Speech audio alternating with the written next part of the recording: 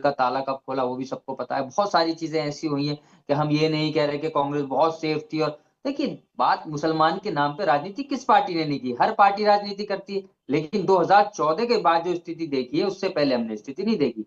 Mob lynching को लेके जो लगातार 80-20 की शमशान कब्रिस्तान की बात करते रहे, जो मुसलमानों से सामान मत खरीदिए, और कुंभ को लेकर आज बैन लगा रहे हैं, करबा की बात करते, नमाज को लेकर आते, मदरसों पे ताला लगाने की बात कर रहे हैं, चीफ मिनिस्टर जो कह रहे हैं, वर्क बोर्ड से लगातार वही फिर मुद्दे। तो ये चीजें हमें भाई साहब, तो तो पहले नहीं भी थी। तो जो पत्थरबाजी की हमारी तस्वीर पर्सनल नहीं चीजें आती थी थी, उस पर खाने तो में किसी थूकने ने की टच नहीं तस्वीर किया। नहीं आती अब थी। कौन क्या खाएगा, कौन क्या नहीं नहीं, पिएगा, बिलाल खान, पहले कौन कैसे पत्थरबाजी की रहेगा, तस्वीर नहीं ये आती तो थी, खाने में सरकारें नहीं थूकने की करेगी। तस्वीर नहीं आती थी, पहले किसी को मारने की तस्वीर नहीं आती थी, पहले जो इस तरह के अलग अलग इलाकों से तस्वीर आती कम्युनल टेंशन की वो नहीं आती थी, सर पहले सर जय सर श्री सर राम का नारा, देखिए। लिंचिंग का नारा नहीं लगता था। सर ये पहले ये भी नहीं होता था कि गोश्त किसी का देखा क्या भैया बीफ खा रहा है, गोश्त के शक के नाम पे मार दिया जा रहा है। ट्रेनों पे बहुत सारे अभी हमने देखे हैं वो सारे वारदात, ये सब पहले नहीं होते थे सर। हम्म। मान लो चलो ठीक है, पहले बहुत कम्युनल दंगे हुए देश के अंदर बहुत सारे, लेकिन जो नहीं, आजादी थी क्यों ना हुआ? जीने की, वो ये वो मानसिकता का पहले जहर है। थी, अब नहीं है। अंबेडकर जी ने क्या कहा था? इंडिया अम्बेडकर के जी का अपमान पार्टीशन कौन कर पर, रहे हैं? इंडिया के पार्टीशन पर पूरी तरह से पॉपुलेशन एक्सचेंज की बात कही थी, कह रहे थे हिंदू एक तरफ हो जाइए, मुसलमान एक तरफ हो जाइए। अगर मुसलमान इस देश में रहे तो वो अपने शरिया के हिसाब से चलेंगे, वो हिंदू शासक को नहीं मानेंगे, वो कम्युनल टेंशन बनी रहेगी।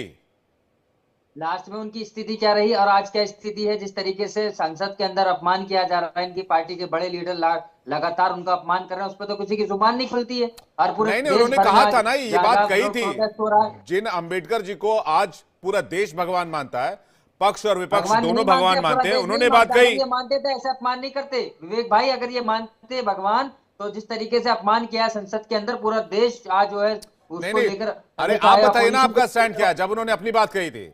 हमारे साथ सैयद जवाद भी जुड़ गए, लेकिन उससे पहले महंत रामदूत जी कुछ कहना चाह रहे हैं, और उसके बाद कुरैशी साहब आपके पास आ रहा हूं। रामदूत जी। विवेक जी, मैं बिलाल साहब की दो गलतफहमियां दूर कर दूं। मैं सुनते सुनते थक गया हूं। इनकी दो बहुत बड़ी गलतफहमियां हैं। मैं आज तक सुनता रहा हूं। तो दो गलतफहमियां बिलाल खान साहब नोट कर लीजिए। एक तो आप हमेशा कहते हैं कि देश के लिए हमने कुर्बानी दी। अब आप मेरा सुन लीजिए। 1857 की क्रांति में मंगल पांडे, 1857 की क्रांति में महारानी लक्ष्मीबाई और उनके साथ हजारों हिंदू, और उसके साथ सुन लीजिए, पहले सुन लीजिए, उसके साथ साथ जहां ग्वालियर में महारानी लक्ष्मीबाई का देहांत हुआ, उनकी लाश को बचाते हुए गंगादास की साला पर 750 साधु शहीद हुए थे। तीसरी बात कि 28 अप्रैल 1958 में बामनी इमली, जो प्रमुख मुद्दा है, बामनी इमली में 52 लोगों को अंग्रेजों ने एक साथ फांसी दे दी थी, पेड़ पे लटका दिया था, जो हिंदू थे। ये तीन प्रमुख मैं गिना रहा हूं। लेकिन रामदूत जी, आप एक भी मुस्लिम का मुझे नाम के साथ, डेट के साथ गिनवा दीजिए कुर्बानी के लिए। आप हमेशा कहते हैं हमने कुर्बानी दी। दूसरी बात, गुरुजी थोड़ा सा ज्ञान रखिए, थोड़ा सा ज्ञान रख लीजिए। क्या बात कर रहे हैं आप? दूसरी बात, आपको 1857 की बात कर रहे हैं, 1877 की आपको याद नहीं होगी। 3000 उलमा इकराम ने इस देश के लिए कुर्बानी दी थी। जामा मस्जिद से जो वो आपको शायद मालूम ही नहीं है। आप अपना इतिहास दिखा देते हो और ऐसी चीजें दिखा देते हो, शायद आपको नहीं इतिहास मालूम है। जो इल्मा इकराम जो टंगे हुए थे जामा मस्जिद की सीढ़ियों से, जो आवाज गई थी, जो उनकी लाशें टंगी हुई थी जो पेड़ों के ऊपर, उस वक्त तो आप जिंदा भी नहीं थे, पैदा भी नहीं थे, तो आपको नहीं पता होगा। जब आप पैदा हुए उसके बाद की जानकारी दे रहे हैं आप, जो उससे पहले की बता रहे हैं आपके बाप दादा मुसलमान। नहीं नहीं, आपने वो नहीं बताई, अपनी अपनी बात बता दी। हमें आपको हमें आपको मैं एक वीडियो दिखा दूं, एक वीडियो दिखा दूं। नहीं नहीं रामदूत जी, मैं आपको बीच में रोकना चाहूंगा। ये नहीं कहा कि ऐसे कई नाम हैं। गलत है। मौलाना अबुल कलाम आजाद का नाम है, डॉक्टर जाकिर हुसैन का नाम है, मौलाना मोहम्मद अली जौहर का नाम है, अशफाकुल्ला खान का नाम है, मौलाना मोहम्मद बरकतुल्ला का नाम है, मौलाना हसरत मोहानी का नाम है, यूसुफ मेहर अली का नाम है, इसके अलावा बेगम हजरत महल का नाम है, अब्दी बानो बेगम का नाम शामिल है। ऐसे कई नाम है रामदूत जी। तो इस ये बात सही है कि इस देश में आप अब्दुल हमीद को ले लीजिए, तो ऐसे कई नाम हैं जिन्होंने देश की लड़ाई लड़ी। मेरा सवाल कुछ और था, दानिश कुरैशी कुछ कहना चाह रहे थे। सैयद जवाद के पास पहले जा रहा हूं, कुरैशी साहब आप, दानिश कुरैशी जी पहले बोल लीजिए, फिर सैयद जवाद आपके पास आ रहे हैं।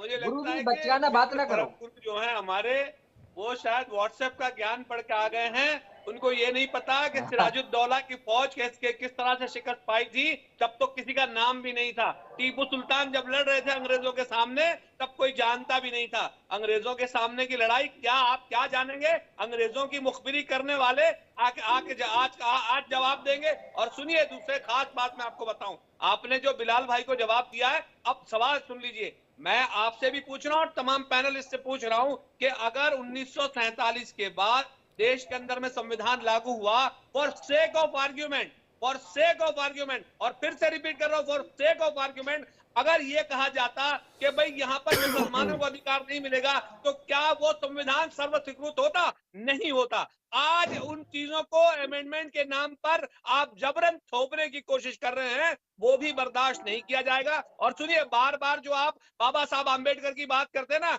बाबा साहब आम्बेडकर का सबसे बड़ा जो चुनौती है वो ये है कि उन्होंने ये कहा था कि मैं हिंदू पैदा हुआ हूं, हिंदू मरूंगा नहीं। इससे बुरी बात और शायद किसी के लिए नहीं कही जा सकती। नहीं, आप किसी के धर्म पर टिप्पणी मत कीजिए। नहीं, दानिश कुरैशी जी, किसी के धर्म पर टिप्पणी नहीं कीजिए। मैंने उस समय भी कहा कि उन्होंने पॉपुलेशन एक्सचेंज की बात की थी धर्म के आधार पर, और इस बात का जिक्र उन्होंने अपनी खुद किताब में किया है। सैयद जवाद जी के पास जा रहा हूं। सैयद जवाद जी, नहीं, तो फिर आप बता दीजिए ना, संभल में ही 19 दंगे क्यों होते हैं? 1978 के बाद से संभल में 19 दंगे क्यों होते हैं?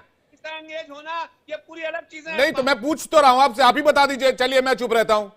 कश्मीर से हिंदुओं का पलायन क्यों होता है? बांग्लादेश में हिंदू क्यों मारे जाते हैं? पाकिस्तान में हिंदू क्यों मारे जाते हैं? संभल में दंगे क्यों होते हैं? मैं पूछने लग जाऊंगा, फिर फ्रेम चला जाता है। मैं क्या पूछूं? सैयद जवाद जी के पास जा रहा हूं। सैयद जवाद जी, मोहन भागवत जी के बयान से क्या आप सहमत हैं? देखिए विवेक भाई, आरएसएस का चाल चरित्र और चेहरा हमेशा से अपना स्टैंड बदलने का रहा है। तो कहते कुछ है, करते कुछ है और होता कुछ और है। और मेरे ये कहने में मुझे संकोच नहीं, जब से 1925 से आरएसएस बनी है, तब से लेकर के आज तक का इतिहास अगर देखेंगे तो आरएसएस का इतिहास हमेशा से कंफ्यूज रहा है। उदाहरण के तौर पे आपको पता होगा, सबसे पहले संविधान का विरोध किसने करा? आरएसएस के लोगों ने। उसके बाद तिरंगे का विरोध किसने करा? आरएसएस के लोगों ने। उसके बाद आरक्षण का विरोध किसने करा? आरएसएस लोगों ने।